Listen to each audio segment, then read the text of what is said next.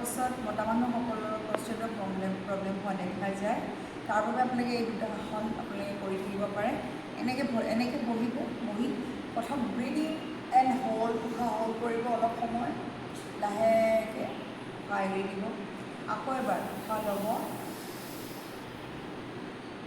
Hold কৰিব 20 second, উশাহ এৰি দিব।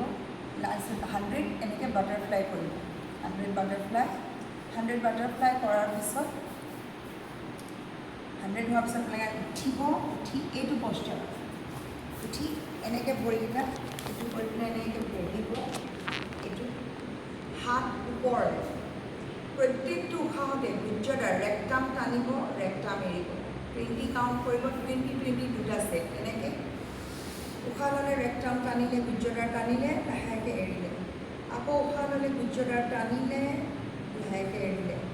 আকৌ উশাহ ল'লে গুজ্জদাৰ টানিলে, এৰিলে। এনেকৈ 20 টাইমছ ৰেগুলাৰ কৰক। এইটো এটা খুব ভাল এক্সাৰচাইজ প্ৰস্টেটৰ প্ৰব্লেমৰ পৰা